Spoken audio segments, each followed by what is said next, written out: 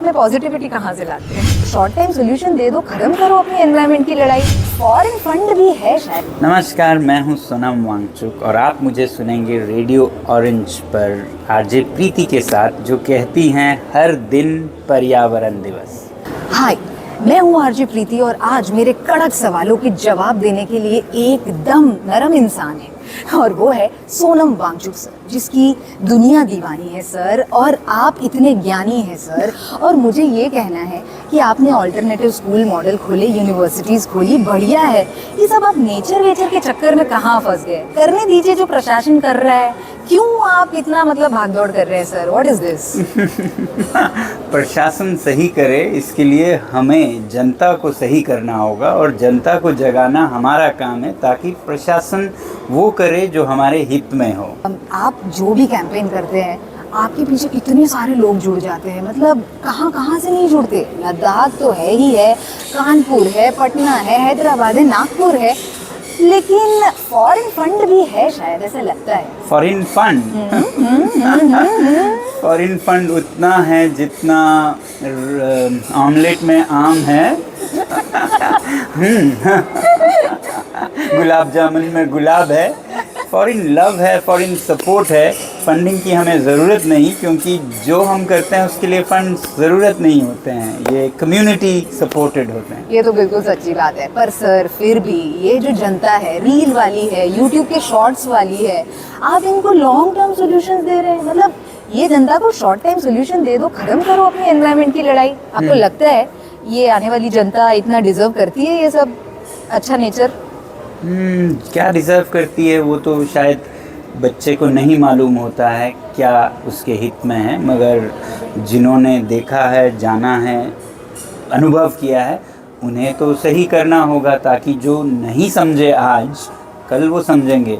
जी बिल्कुल सही कहा। आपके साथ बात करके तो बहुत सारी प्रेरणा मिलती है, लेकिन कई बार ये जब एनवायरनमेंट की बातें हम लोग करते हैं ज़मीन पर, लोगों को कंज्यूमरिज्म चाहिए, चकाचौंध चाहिए, तो कई बार हमें ऐसा लगता है कि कैसे समझाए लोगों को। आप कैसे समझा लेते हैं और ऐसा अंदर अपने आप में पॉजिटिविटी कहाँ से लाते हैं? समझाना बहुत मुश्किल नहीं होना चाहिए। चकाचौंध चाहिए, चीज़ों सामान चाहिए, माल चाहिए, मगर सांस लेने की हवा भी चाहिए, पीने को पानी भी चाहिए।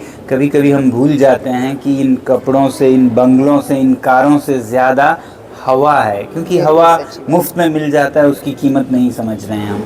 और कल को जब हवा खुद जहर बन जाए, पानी भी जहर बन जाए, तब हमें पता चलेगा कि ये सारा माल किसी काम का नहीं था। जब सांस लेने की हवा आपके बच्चों को नहीं मिलने वाली है, अगर आप नहीं समझते हैं तो दिल्ली में जाके पूछिए। ये तो बिल्कुल सच्ची बात है।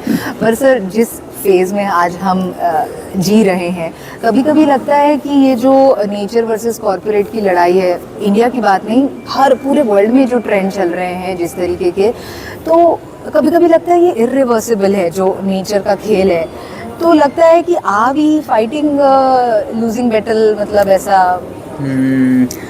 नहीं, मैं समझता हूँ कि वक्त के साथ ऐसे थपेड़े जब लगेंगे, जैसे कोरोना में हमें झटका लगा, या जो अब आग लग रहे हैं, कहीं जंगल जल रहे हैं, कहीं बाढ़ आ रही है, तो हमारा अपना अस्तित्व ही अस्थिर हो जाए, तो लोगों को बहुत जल्द समझ आएगी। अच्छी बात है कि बातों से समझे, नहीं तो नेचर हमें लातों से समझाएगा। ये बिल्कुल सच्ची और बात हम है। लातों के भूत हैं, तो फिर बातों से नहीं मानेंगे। जब तक कोरोना की लात या टाइफून, जैसे फ्लड्स, बिल्कुल। तो ये तो है, बातें आपने बिल्कुल सही कही है।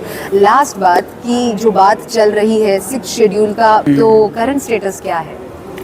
अभी गवर्नमेंट ऑफ इंडिया के साथ हमारे लीडर्स की बातचीत चल रही है। हमें उम्मीद है कि वो अपने वादों पे खरा उतरेंगे, और ये 6 शेड्यूल कोई चांद सितारा नहीं मांग रहे हैं।